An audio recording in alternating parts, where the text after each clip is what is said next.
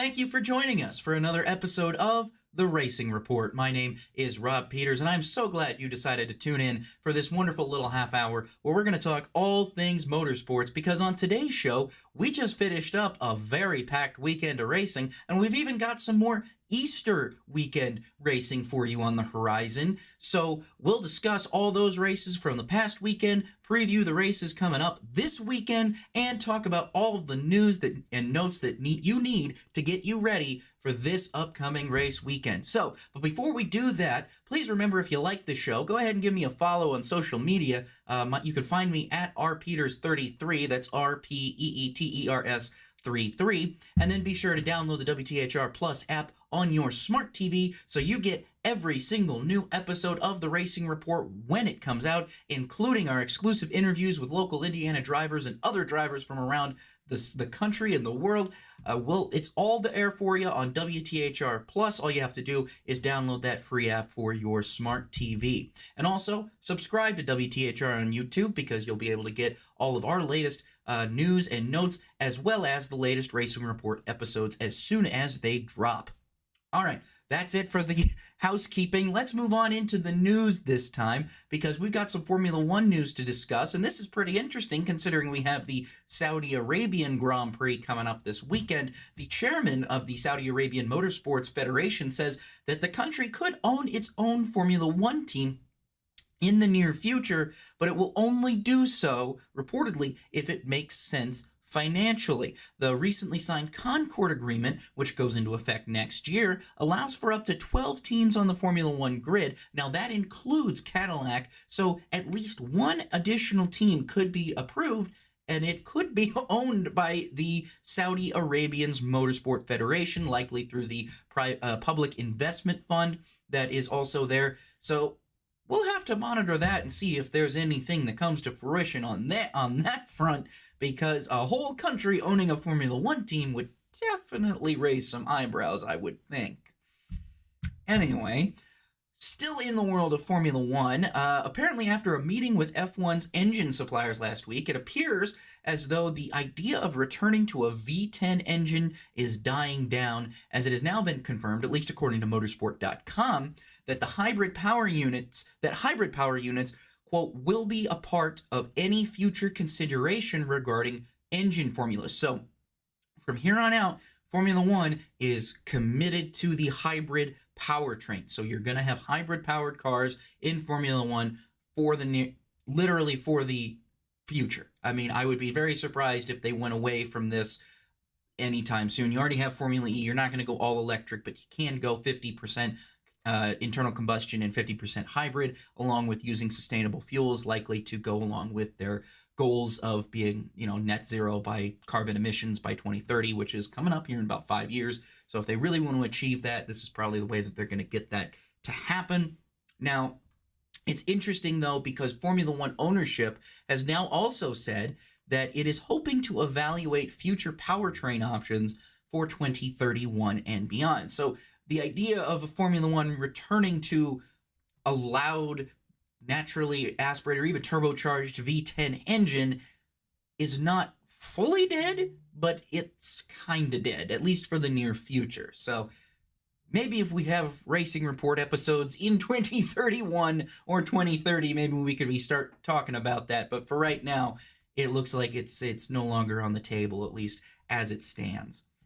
Final piece of Formula One news, and this is pretty big for the people of Italy. F1 CEO Stefano Domenicali said that Italy could lose either Imola or Monza, as, quote, there likely isn't space on the calendar for the country to host two races. Now, here's what's important to keep in mind about that statement. Monza has a deal signed with Formula One through the 2031 season. However, Imola, their contract ends at the conclusion of the 2025 season. So after the end of this year, Imola's contract is up. Now, we all know that Formula One is looking for possible new Grands Prix in like Rwanda, Cape Town, South Africa, even South Korea has been thrown around.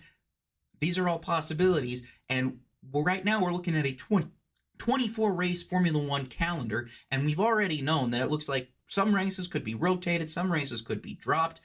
All of that is still up in the air right now. We don't know what the 2026 Formula One calendar is going to look like, but we do know it might look a little bit different than the 2025 schedule. We might see some new tracks on there, some old tracks. We've already got the Barcelona race, the downtown, the Spanish Grand Prix is relocating now. So a lot of different changes going on in that front, and it could look like a very different schedule. Don't forget about how Monaco is moving, how Miami is moving, how Canada is moving, all of those things.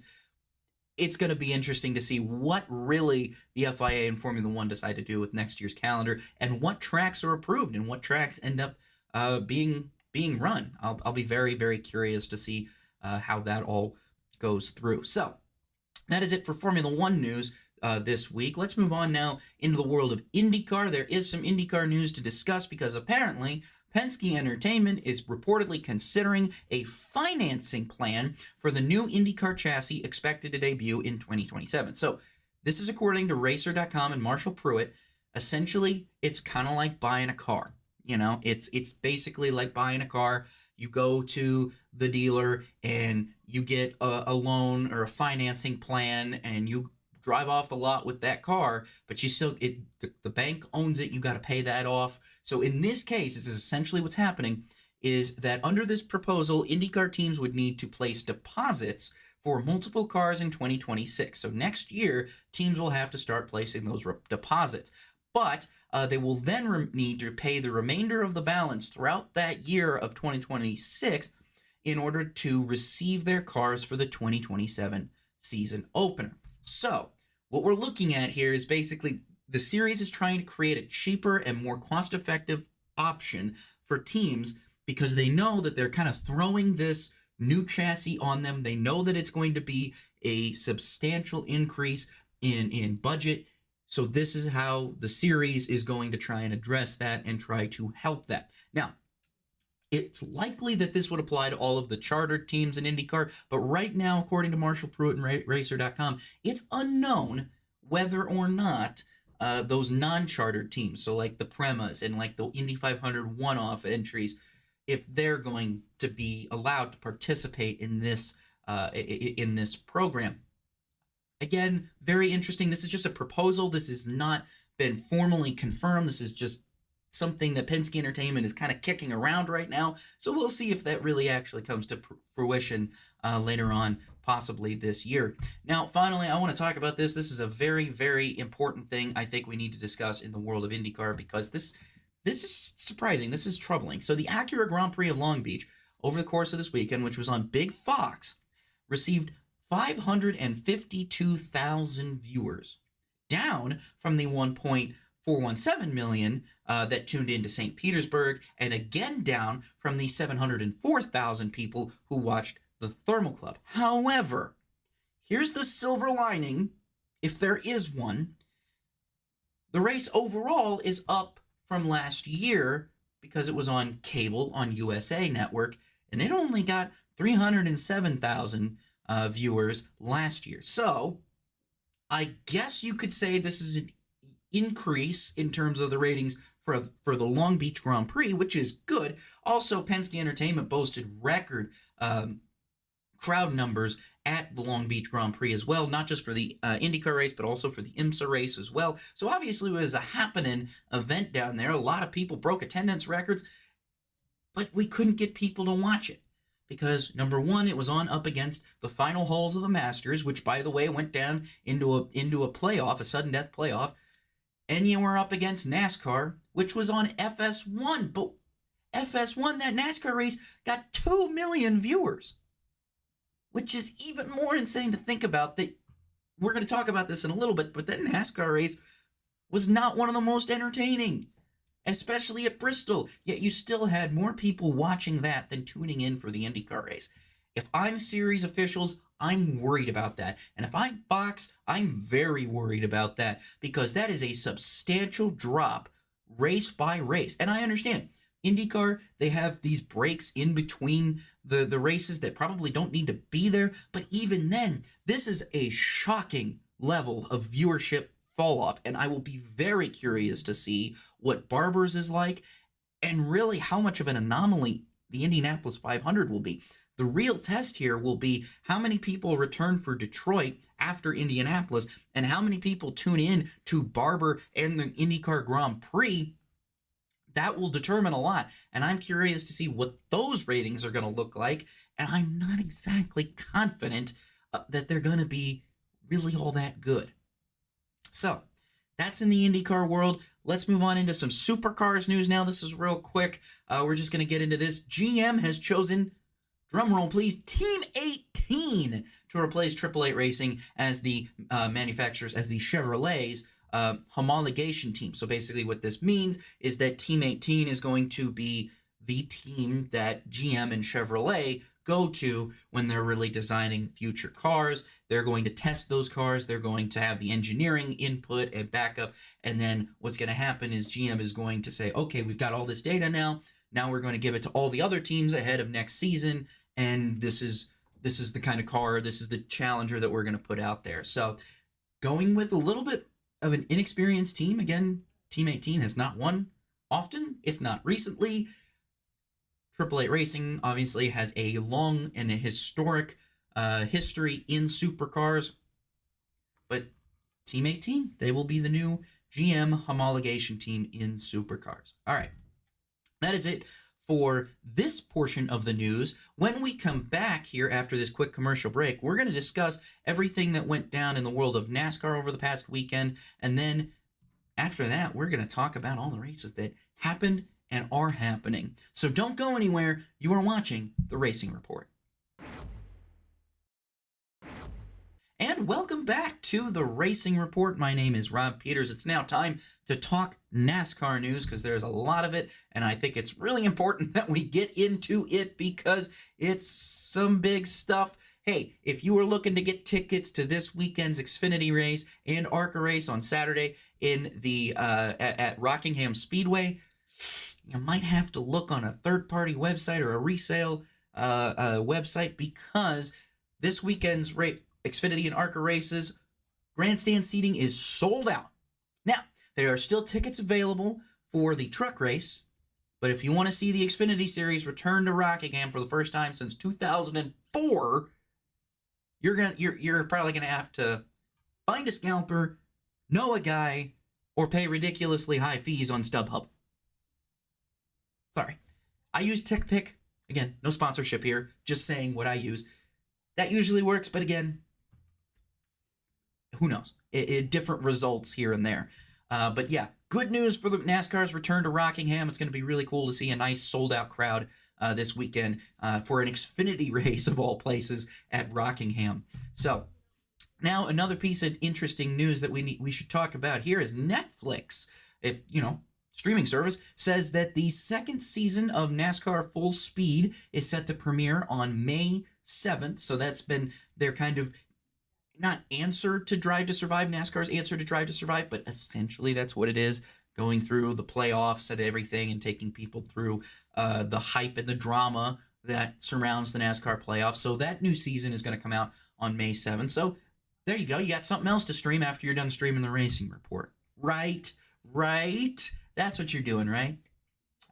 Anyway, let's also talk about this. Speaking of the Xfinity Series, we've been talking about the Xfinity Series a little bit. NASCAR is reportedly seeking up to $10 million annually to become the new entitlement sponsor of that Grand National Series.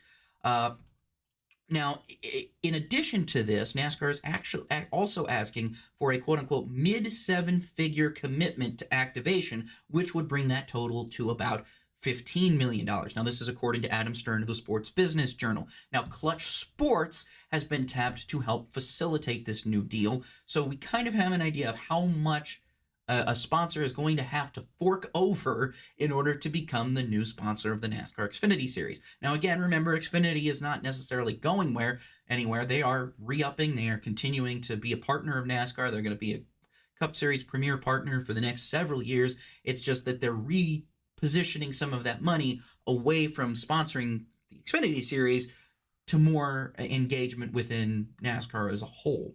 So we're looking at seeing maybe a new entitlement sponsor for the Xfinity Series coming up here later on in next year. We'll see who that is. I'm curious to see who it is, and when we know, we will inform you right here on the Racing Report. So don't miss an episode.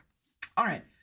Next piece of NASCAR news here. Katherine Legge is foregoing the Indianapolis 500 this year. Why? Because she's put together a multi-race deal to run select NASCAR Cup Series races and Xfinity races throughout the rest of the year. So in those Xfinity races, which she's going to race a lot of, she's put together a deal to run with sponsorship from Elf Cosmetics, which is the team, the sponsor that sponsored her last year in the Indy 500.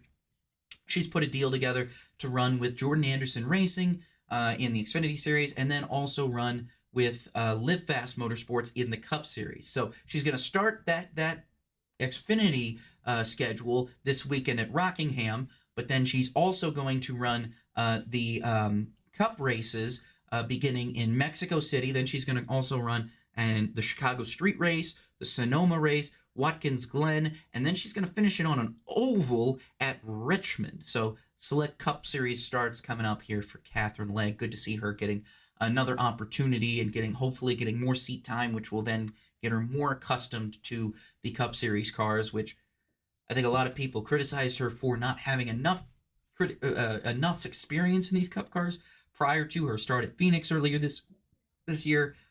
I think she'll do better on a road course, but seeing her still get an opportunity with Live Fast at Richmond later on this year is definitely going to be something to pay attention to. So, and then finally, if you're a Jesse Love fan, he has added 2 more races to his Cup schedule this year. Remember, he's running full-time in the Xfinity Series for RCR, but he's going to run with Beard Motorsports at Texas and the Brickyard 400. So have fun, kid. Have fun, Jesse Love, enjoying the Brickyard 400 as one of your first Cup starts. So that'll be pretty neat for him. So that is it for the NASCAR news this week. We're going to take a break real quick, and when we come back, we're going to recap all of the races that happened this past weekend, and we're going to get you ready for all the races that are coming up this Easter weekend. So don't go anywhere. You are watching the Racing Report. And we're back. Thank you for joining us again here on the Racing Report. Let's get you all caught up on all the races that happened this weekend, because like I said, last week there was a glut of races that were free to watch. There was plenty of races to watch this weekend. Let's start off with Formula One in Bahrain. We had Oscar Piastri winning his first Grand Prix of the year, and again, continuing that McLaren dominance. George Russell came home second, so a big good finish there for Mercedes. Meanwhile, Lando Norris finished out in third after a not-so-great qualifying effort. Meanwhile, Max Verstappen only finished sixth, and Yuki Tsunoda, while it was great to see him get points in P9, still a very, relatively speaking, compared to what Red Bull is expecting out of this, kind of a poor showing with Verstappen only sixth and Tsunoda only ninth. Now, elsewhere in the field, you had Oliver Behrman scoring points for Haas, coming home 10th, so that was pretty good news there. Haas definitely trying to get better. Ollie Behrman learning more as the season goes on behind the wheel of that Haas. It's kind of good to see Haas get points, because I know that's probably what they're hoping for, at the very least, is to get some points finishes this year, and they got that this weekend with Ollie Behrman. So, as we go in, this is going to be the final leg of this F1 triple header. We were in China, now we were in Japan, then we were in Bahrain, now we're going to Saudi Arabia. So the end of that triple header weekend is coming up. I will be curious to see what Red Bull does after Saudi Arabia. I don't know how they're going to perform this weekend, what it's going to look like with those cars, and how they're going to handle, especially on a free-flowing track like the Jeddah Street Circuit. I'm very curious to see, again, if Red Bull can even match the pace of the McLaren at all at this point, even just Max Verstappen. I will be very curious to see. And remember, this is something very interesting. Apparently, Max Verstappen has a clause in his contract that allows him to leave Red Bull if the team drops below third in the manufacturer's standings. In the constructor's standings, I should say. Take that with what you will. I'm not expecting anything to change on that front, but I think if I'm Red Bull, knowing that language is in the contract, I am throwing the kitchen sink at this car to try and get it at the very least somewhat closer, maybe a tenth, 2/10 closer to the McLaren just because you got to keep Max. You can't lose Max, and even though he's probably not going to go anywhere, you can't risk it because that would be a historic loss. And Max Verstappen would probably rather go and just be a full-time esports racer at this point, given that's what he does primarily when he's not looking after his stepson or spending time with his his partner. He's probably behind the wheel in some sort of iRacing lobby. Let's be honest about that. So, but we'll see. Now, something else I wanted to talk about real quick. I talked about this last week. Again, Formula E was back this weekend. They were in Homestead Miami Speedway. I got to tell you, it was so cool to see open-wheeled cars at Homestead Miami Speedway again. Yeah, it wasn't on the oval, but that road course is still really, really cool. If you haven't checked it out, the Homestead road course is objectively a really good infield road course. There's not very many tracks that can say that they have a really, really good racy infield road course. But man, Homestead can. Homestead absolutely can. And that race on Saturday was pretty good, except for the end, which has been...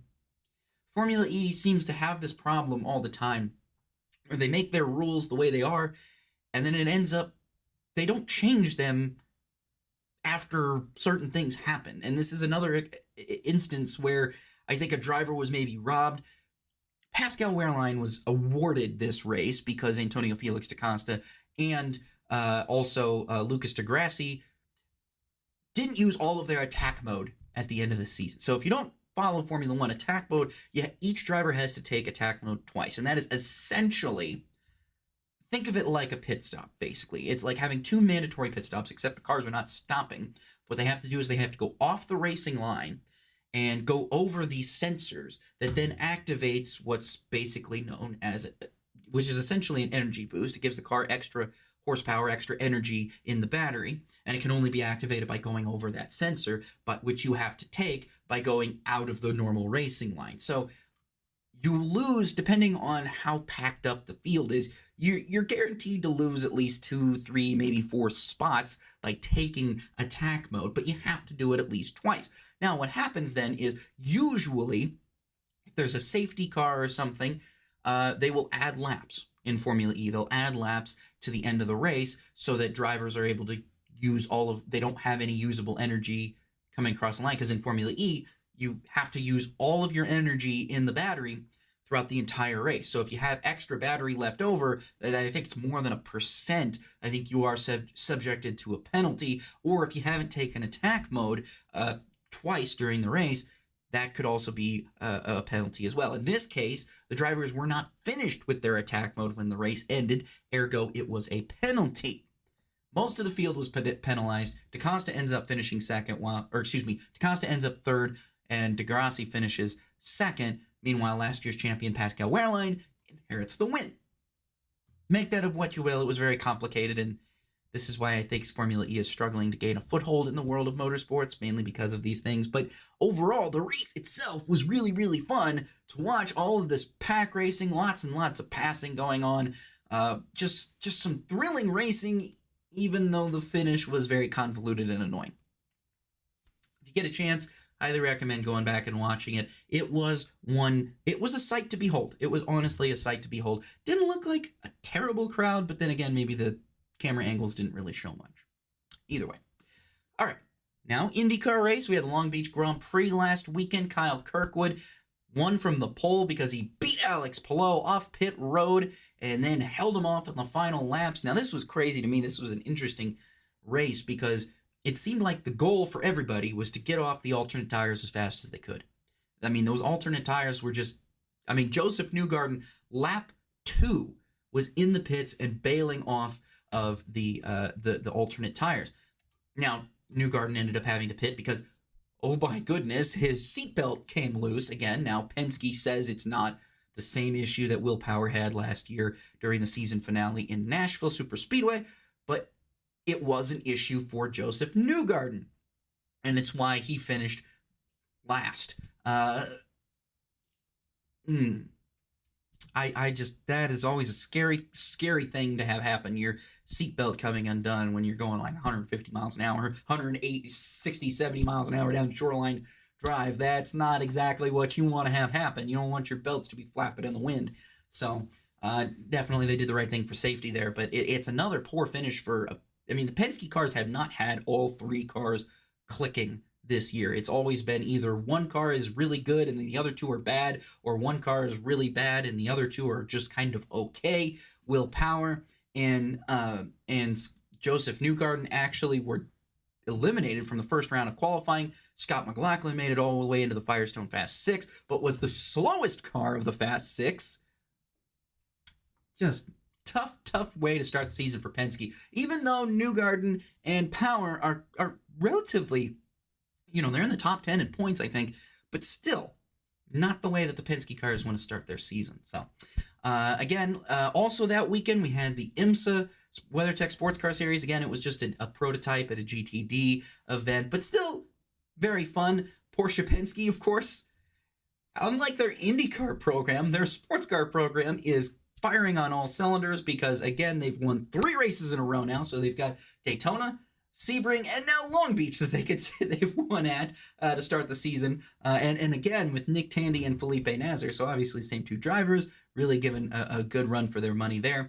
Robert Wickens was back in the race this weekend as well. He had a really good run going until a crash coming out of the hairpin relegated him to a lap down finish. Very unfortunate there, but very promising given the amount of speed that Wickens showed throughout the weekend. So that was pretty neat. Now let's talk about Supercars because they were in Topaz this weekend. We had 3 races in the Supercars. Matt Payne won the first one, followed by Chaz Mostert in the second one, and then Matt Payne followed up the first race win with another race win, and now finds himself 3rd in the championship after winning 2 out of the 3 events in New Zealand this weekend. So the Supercars championship battle is actually pretty tight. So you've got Will Brown. He's still leading the championship, but Cam Waters is 34 points behind. Meanwhile, Matt Payne is behind 46 points back. So it's still kind of up in the air, even after the handful of races so far in Supercars this year.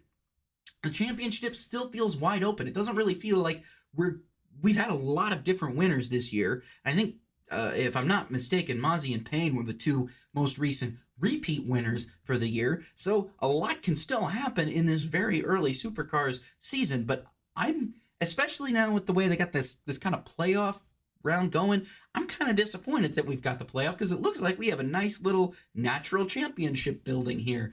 But that's all going to change when we get to Adelaide later on this year.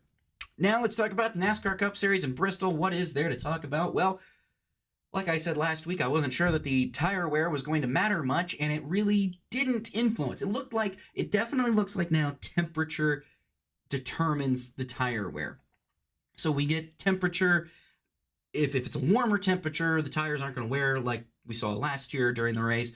If it's a cooler temperature, you're going to get a lot of high tire wear, a lot of rubber on that laid down on that racetrack. We saw that in practice, and then we didn't see it in the race. That kind of tells you what you need to know, especially in regards to that. So Kyle Larson, though, getting it done in the Xfinity Series and in the Cup Series.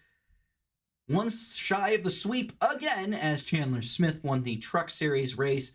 But hey, apparently Kyle Larson has said that he wants to crush everybody in the Xfinity Series. So he wants to do like what the old Bushwhackers did back in the day, especially with Kyle Busch, Kevin Harvick, guys like that, just absolutely crushing the competition. Maybe that's good, maybe that's bad. Some people like it, some people don't. But that's what Kyle Larson says he wants to do.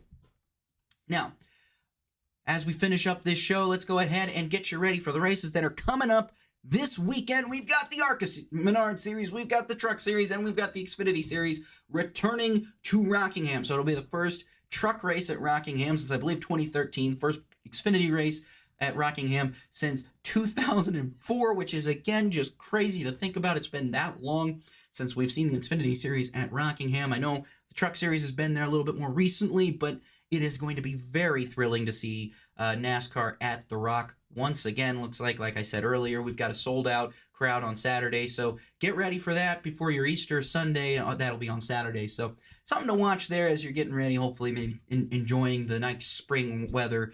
And if you're out there, I want to see your pictures. I want to see, because Casey Kane's going to be in that. I'm wearing my Casey Kane shirt, just like I did last week when I was wearing my Brandon Jones shirt for Brandon Jones after he won at Darlington. Now I'm wearing my Casey Kane shirt because he's back. And yeah, I was a card-carrying member of the Casey Kane fan club back when I was 10 years old. So, as you can imagine, I'm probably pretty excited about this.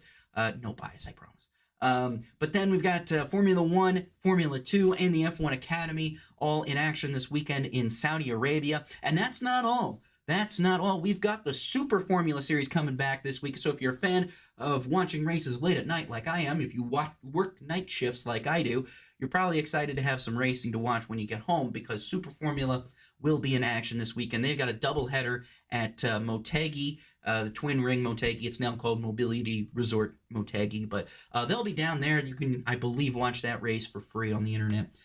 So get ready for that. But hey, I hope you guys are having a great Easter weekend. I hope that you enjoy all the races that are happening this weekend, and I appreciate everybody for tuning in every single week. We appreciate your support. We appreciate your viewership, and if you haven't already, please make sure to download that WTHR Plus app for free on your smart TV so you can watch not just the Racing Report, but all of the thousands of hours of content that WTHR, my colleagues at WTHR here, produce for you. So that is it for this weekend's episode of the Racing Report. I hope you are having a great Easter weekend, and I will see you next week where we're going to discuss NASCAR's return in Rockingham and the end of that Formula One triple header after they conclude in Saudi Arabia. So we will see you guys next time. Have a great week.